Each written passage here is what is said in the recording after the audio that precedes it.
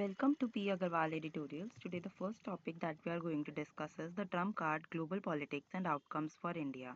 तो बेसिकली हम जैसे देखते हैं कि हाँ सारे लोग ही मतलब एनालाइज करने की कोशिश कर रहे हैं कि डोनाल्ड ट्रंप की जो भी यूनिक पॉलिटिकल स्टाइल है या फिर उनका जो अमेरिकन फर्स्ट डॉक्ट्रिन है उससे ग्लोबल कंसिक्वेंसेस क्या रहेंगे और इंडिया के स्ट्रैटेजिक इंटरेस्ट। तो डोनाल्ड ट्रंप की जो पॉलिटिकल अप्रोच है उसमें हमने देखा है कि उनका एक पर्सनल ब्रांडिंग करने का एक अपने उससे द बोल्ड और डायरेक्ट कन्वर्सेशंस में बिलीव रखते हैं वो। जब हम उनकी अमेरिका फर्स्ट डॉक्ट्रिन की बात करते हैं तो वो यूनिलेटरलिज्म पे बात करते हैं कि बायलेटरल एग्रीमेंट्स को ज़्यादा प्रेफर करते हैं रादर देन मल्टीलेटरल पैक्ट्स। वो यूएन या नाटो जैसी इंस्टीट्यूशंस को क्रिटिसाइज करते हैं सेइंग कि उससे बाकी नेशंस का फ़ायदा हो रहा है on the cost of America. तो उन्होंने जैसे विड्रू करा पेरिस क्लाइमेट अकॉर्ड से या फिर काफ़ी ट्रेड एग्रीमेंट्स को भी डिसमेंटल करने की उनके मूव्स हैं। तो इस तरह उनकी अमेरिका फर्स्ट पॉलिसी है। ट्रम्प स्ट्रैटेजिक वर्ल्ड व्यू, तो हिज स्ट्रैटेजिक एम्फेसाइजेस कि वो हर चीज़ पे मतलब अगर कोई डिप्लोमेटिक कोई भी कन्वर्सेशन है उसमें वो हर चीज़ में जीतना चाहते हैं। वो आउटकम्स प्रायोरिटाइज करते हैं over long term diplomatic niceties. Then उसके बाद उनकी एक रिस्क टेकिंग और नॉन ट्रेडिशनल अप्रोचेज़ हैं। फिर उनको स्ट्रॉन्ग डायरेक्ट कन्वर्सेशन करके प्रेशर लगा के चीज़ों को अपने हित में करना आता है। The make America great again policy, तो इससे इन्होंने ग्लोबलाइजेशन और फ्री ट्रेड थोड़ा कम कर दिया है जिससे कि उन्होंने टेरिफ्स और ट्रेड रिस्ट्रिक्शंस लगा दिए हैं जिसके कारण वो फॉरेन कंपटीशन से बचा सके अमेरिका को। Then strict immigration policies, border security और रिड्यूस्ड इमिग्रेशन उनके सेंट्रल थीम्स हैं। इंक्रीज इकोनॉमिक अनसर्टेनिटी, तो उनके जो पॉलिसीज़ हैं वो अचानक से चेंज होती हैं जिससे ग्लोबल मार्केट्स और ट्रेड रिलेशनशिप्स में फ़र्क आता है। Then we see America isolationism under Trump, तो आइसोलेशन का बेसिक मतलब ये है कि यूएस का इन्वॉल्वमेंट इंटरनेशनल कन्फ्लिक्ट्स या इकोनॉमिक एग्रीमेंट्स में मिनिमाइज हो रहा है। तो इसके कारण क्लाइमेट चेंज पॉलिसी से भी उन्होंने बैकआउट किया। फिर trade Wars with allies and competitors created economic tensions. फिर चाइना और रशिया को इससे बेनिफिट हो रहा है क्योंकि यूएस की इंगेजमेंट कम हो रही है जिससे कि वो ज़्यादा इन्फ्लुएंस ग्लोबल अफेयर्स में गेन कर रहे हैं। Effect on India US relation, तो प्राइम मिनिस्टर नरेंद्र मोदी और ट्रम्प की एक स्ट्रॉन्ग या वार्म फ्रेंडशिप टाइप है जिसके कारण India became a key strategic partner for US especially in balancing China's growing influence. तो ट्रम्प का जो फोकस है bilateralism aligned well with India's foreign policy strategy. Then challenges for India क्या है कि जो ट्रम्प की अमेरिकन फर्स्ट पॉलिसी है उससे इंडिया को भी काफ़ी वेज से प्रॉब्लम हुई है जैसे ट्रेड टेरिफ या immigration restriction specially IT sector में। देन वी सी कि China's growing influence and India's counter strategies, तो की कंसर्न ये भी है कि India is countering China's expansionism. तो उसके कारण हमें अपना जो इंडिया यूएस की पार्टनरशिप है उसको स्ट्रॉन्ग रखना पड़ेगा। The coordinator security dialogue, an alliance involving US, India, Japan and Australia gained importance to counterbalance to China। Then importance of the Indo Pacific strategy, फिर इंडिया जो है वो इंडो पैसिफिक रीजन को एक क्रिटिकल ट्रेड और security के purpose से देखता है। तो ट्रम्प का जो एडमिनिस्ट्रेशन है वो भी फ्री और ओपन इंडो पैसिफिक स्ट्रैटेजी को प्रमोट कर रहा है ताकि चाइना की डोमिनेंस कम हो सके। India's participation in regional alliances was strengthened but balancing relations with both US and China still remains delicate.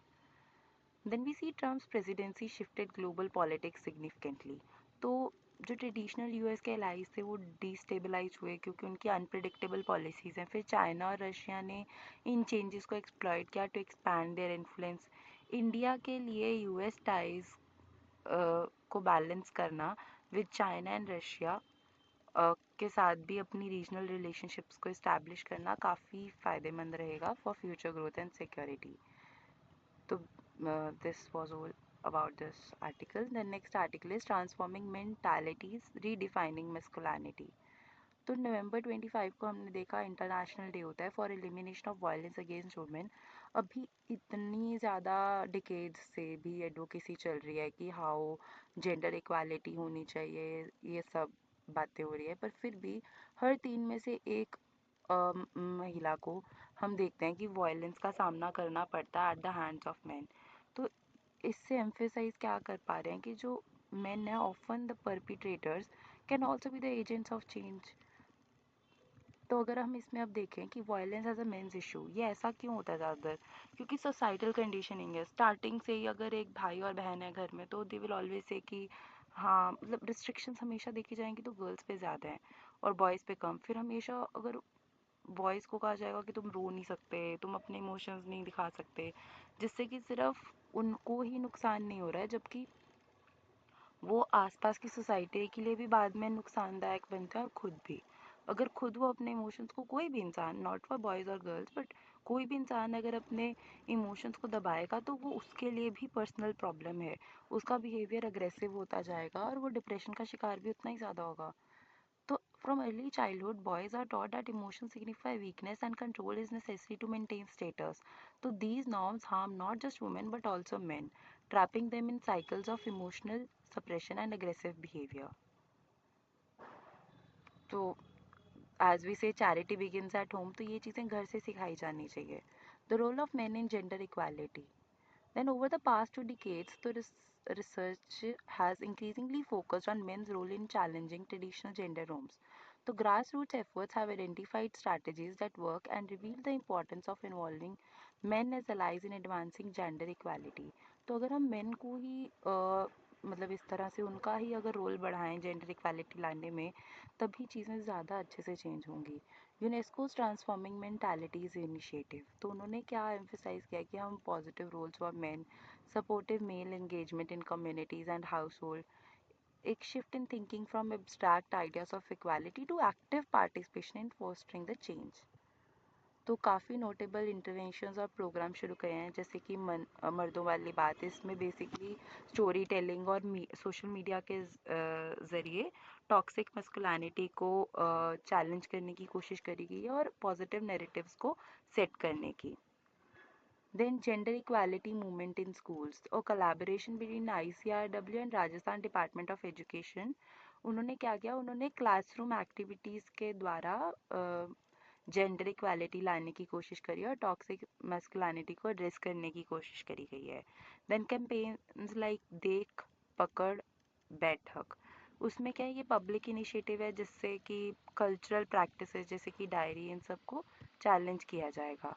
The power of public figures, तो जैसे कि लोग ज़्यादातर एक्टर्स या एक्ट्रेसेस या जो भी बेसिकली पब्लिक फिगर्स को देखकर अपने आइडियल समझते हैं, तो अगर पब्लिक फिगर्स इस चीज़ को प्रमोट करें कि नॉर्मलाइज करें पॉजिटिव मैस्कुलिनिटी को बाय मॉडलिंग द बिहेवियर, तो उससे भी लोग ज़्यादा जल्दी इस चीज़ के लिए अट्रैक्ट होंगे. Defining role of change, तो real change happens when men and boys internalize gender equality as a personal value rather than distant ideal. तो this was all about this article. Then key highlights and trends of PM किसान. तो इसमें क्या है कि हमने देखा कि ये जो PM किसान योजना है उसमें फरवरी 2019 में लॉन्च हुई थी. इसमें 3 इंस्टॉलमेंट्स में 6,000 रुपये फार्मर फैमिलीज़ को मिलने थे. तो इनिशियली ये स्मॉल और मार्जिनल फार्मर्स को टारगेट करी थी, but later expanded to land owning farmers also in May 2019. Then allocation and utilisation trends. तो शुरू में हमने देखा कि जो डिसम्बर्समेंट है वो काफ़ी ज़्यादा ग्रो हुआ. मतलब हालांकि जो डिसम्बर्समेंट है, जितना भी यूटिलाइजेशन है बेसिकली वो ज़्यादा हुआ, पर लेकिन इनिशियल ईयर्स में under utilisation of allocated funds देखा गया. देन बेनिफिशरी ट्रेंड्स, तो जो नंबर्स हैं वो पहले तो काफ़ी ज़्यादा बढ़े पर बाद में फ्लक्चुएट करते रहे, क्योंकि कभी कभार वेरिफिकेशन सिस्टम्स की प्रॉब्लम से या फिर कुछ फार्मर्स इनएलिजिबल हैं तो उनको रिमूव करने के चक्कर में तो वो काउंट जो है वो 2022 के बाद स्टेबलाइज हो गया. देन स्टेट वाइज डिस्पैरिटीज़, तो ट्रेंड क्या देखा गया कि हर स्टेट में डिफरेंट डिफरेंसेस आते हैं इसमें स्टेट वाइज परफॉर्मेंस में, जिससे पता चलता है कि agricultural population, land ownership patterns और एडमिनिस्ट्रेटिव एफिशिएंसी हर स्टेट्स में डिफरेंट डिफरेंट है. देन एफिशिएंसी एंड कॉस्ट, तो low operational costs highlight efficient implementation, but delays in payment and strict verification processes have created dissatisfaction among some farmers. Challenges यही हैं कि हमें ineligible beneficiaries को हटाना चाहिए ताकि जो एक्चुअल में नीड है उन तक ये स्कीम पहुंचे. डिलेज इन पेमेंट्स और राइजिंग इनपुट कॉस्ट जो है वो कम होने चाहिए. Exclusion of tenant farmers and sharecroppers remain an unresolved issue. Future prospects efforts are ongoing to saturate the scheme's coverage and include more eligible farmers Then proposals to expand the scheme to tenant farmers remain under discussion. Thank you.